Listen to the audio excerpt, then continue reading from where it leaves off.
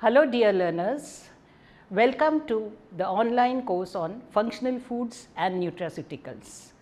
I am Dr. Mrs. Sabiha Wali, ex-professor in food and nutrition and head postgraduate teaching department of home science, Rashtrasant Tukdoji Maharaj, Nagpur University, Nagpur.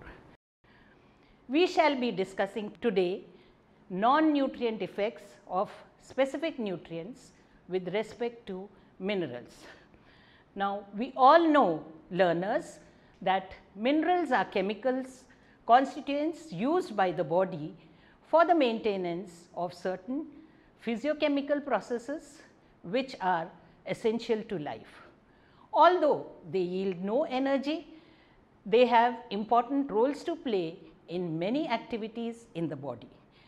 These must be supplied in the diet and vary from grams to micrograms per day for the macro and trace elements respectively.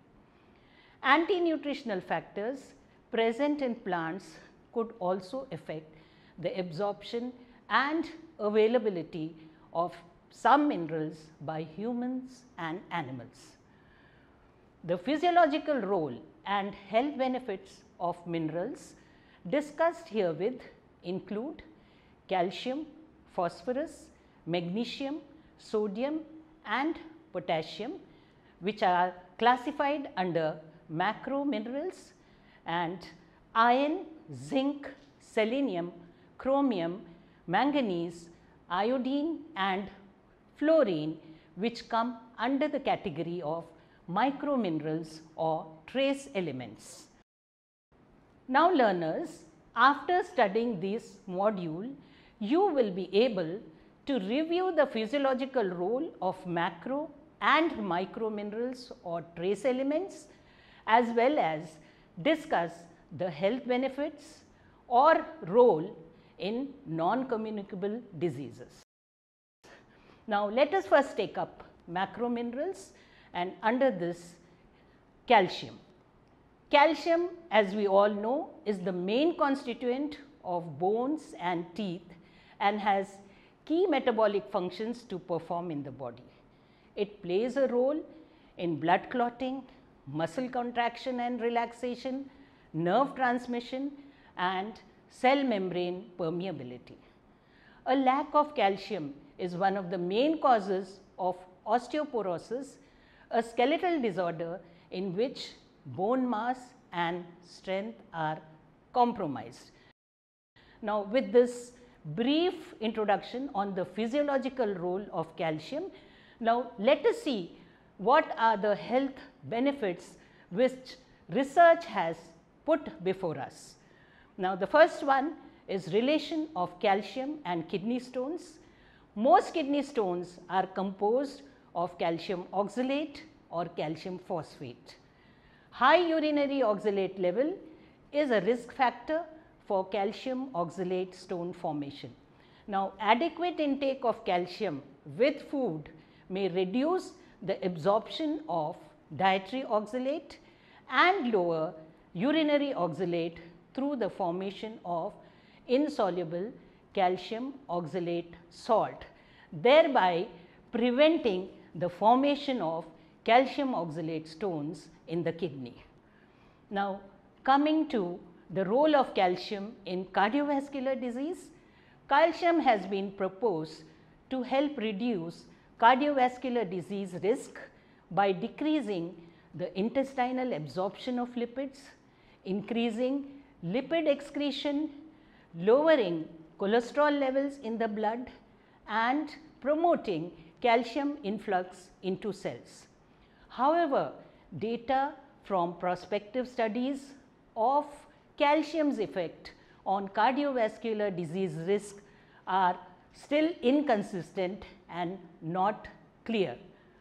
Now, the next one is calcium and colorectal cancer. Colorectal cancer is the most common gastrointestinal cancer. Prospective cohort studies have consistently reported an inverse association between dairy food consumption and colorectal cancer risk.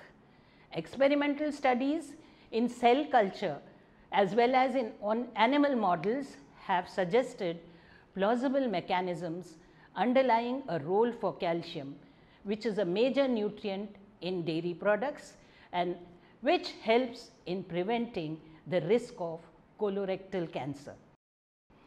Now, role of calcium in lead toxicity.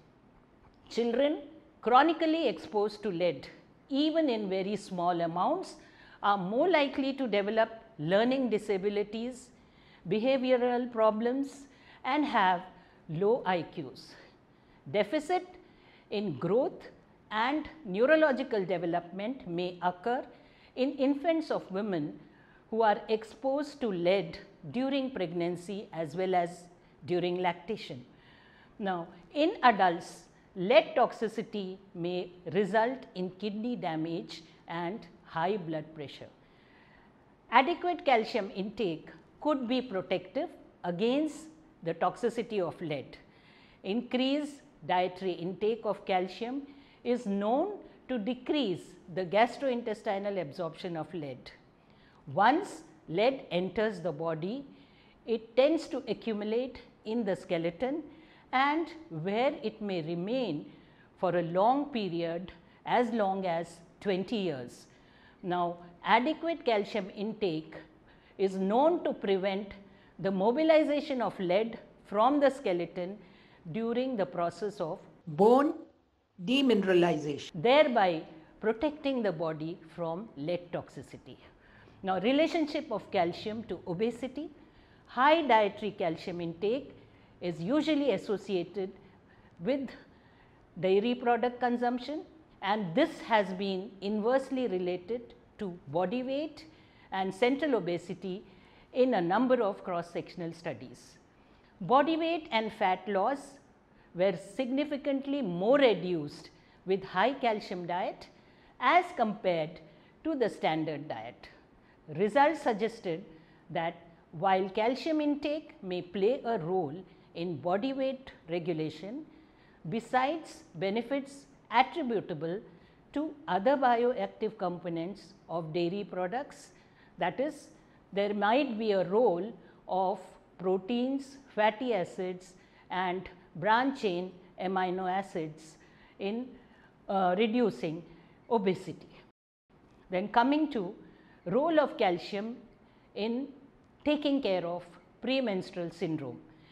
Now, premenstrual syndrome refers to a cluster of symptoms that include but are not limited to fatigue, irritability, moodiness, depression, fluid retention and breast tenderness that begins sometime after ovulation, that is in the mid cycle, and subsides with the onset of menstruation. Low dietary calcium intakes have been linked to premenstrual syndrome in early reports, and supplemental calcium has been shown to decrease symptoms severity. Now, currently available data indicates that daily calcium intakes from food and or supplements may have therapeutic benefits in women diagnosed with premenstrual syndrome. Now, let us come to the next macro mineral, which is phosphorus. Phosphorus is concerned with several metabolic processes in the body, including those involving in buffers in body fluids. It functions as a constituent of bones, teeth, adenosine triphosphate, phosphorylated metabolic intermediates as well as nucleic acids. Now, phosphate buffers function in the formation of high energy compounds, that is ATP, and are involved in the synthesis of phospholipids and phosphoproteins. Now, let us see, besides these physiological role in the body, what are the health benefits of phosphorus? Phosphorus and digestion. Phosphorus is known to improve the health of the digestive system. It stimulates the digestion of riboflavin and niacin effectively. These vitamins in turn help to metabolize the energy and boost the emotional and neurological response system. It helps clear up indigestion, diarrhea, constipation, and in general tones up the digestive system for normal healthy bowel movements. Now, coming to health benefits of phosphorus as related to brain function. Concentration, memory and mental functioning can be improved by the consumption of phosphorus as reported by several earlier investigators. Adequate intake ensures cognitive growth and development. Phosphorus deficiency can lead to an early onset of neurological diseases like dementia and Alzheimer's. It can also increase the risk of cognitive malfunctions.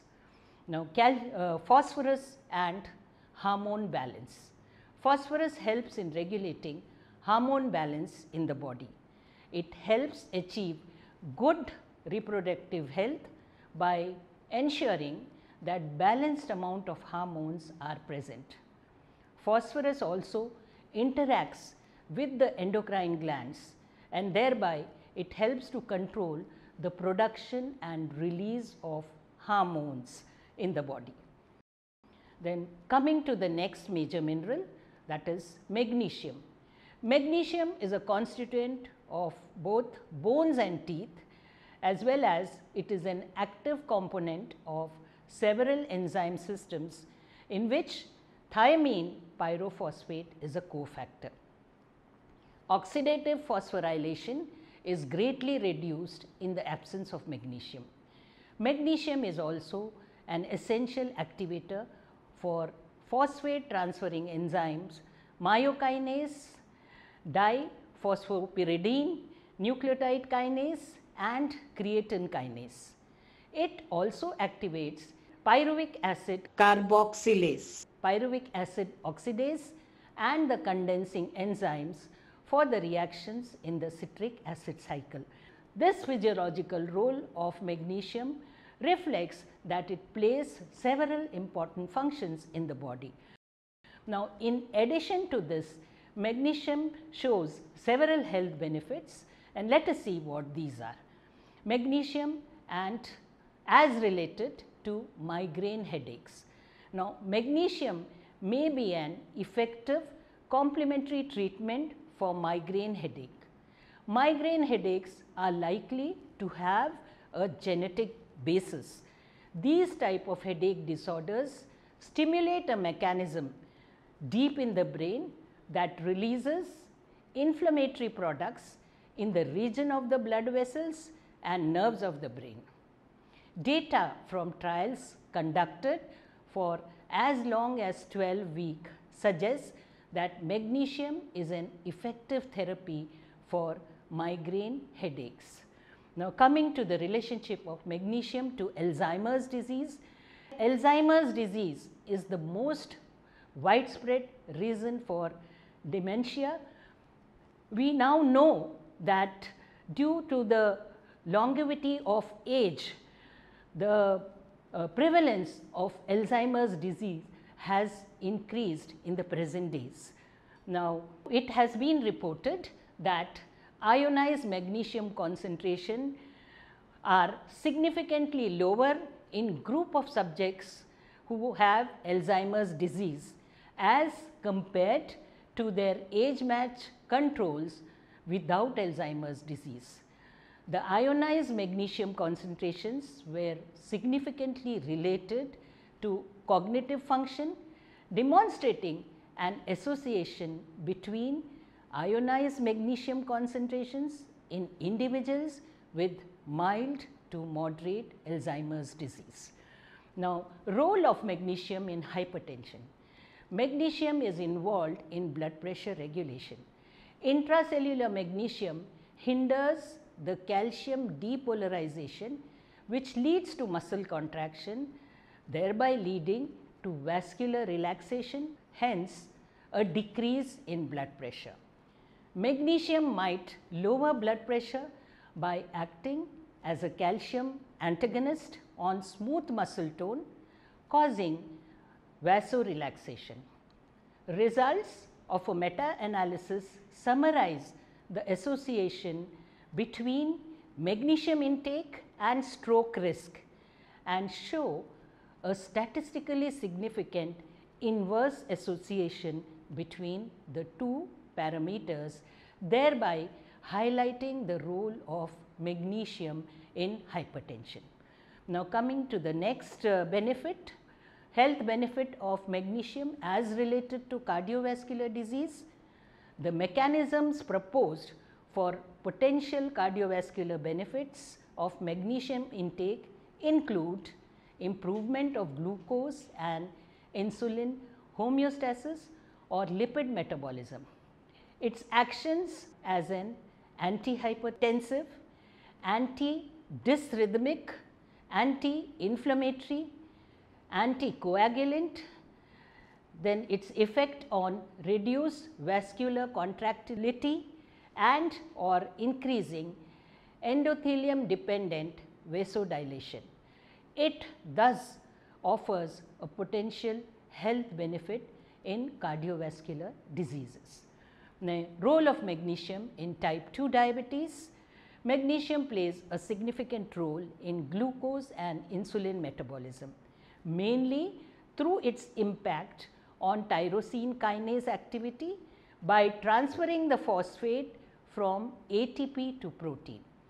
In addition, magnesium may directly affect glucose transporter protein activity, which is known as GLUT4. This is a key component of glucose homeostasis, and thereby it helps to regulate glucose translocation into the cell by virtue of this protein. Now, coming to the next macro mineral, that is sodium. Sodium, as we all know, is the principal cation in the extracellular fluids. It regulates plasma volume and acid base balance involved in the maintenance of osmotic pressure of the body fluids. Sodium preserves normal irritability of muscles, cell permeability, activates nerve and muscle function. Sodium is also involved in sodium potassium ATPase, maintenance of membrane potentials, transmission of nerve impulses, and the absorptive processes of monosaccharides, amino acids, pyrimidines, and bile salts. Now, learners, we have seen that sodium has a number of roles to perform in the body. Now, recent meta-analysis of randomized control trials on the effect of moderate sodium intake reduction documented a significant blood pressure reduction in adult hypertensive and normotensive individuals as well as in children and adolescents. Now, learners, we do have to remember here that if the sodium content of the diet is high, it aggravates hypertension. So, the benefit of sodium in the diet is at a low intake, where it helps in blood pressure reduction. Now, coming to the next macro mineral, that is potassium. Potassium is the principal cation in intracellular fluid, and it functions in acid base balance, regulation of osmotic pressure, conduction of nerve impulse, muscle contraction, particularly the cardiac muscle, cell membrane function, and sodium potassium ATPase.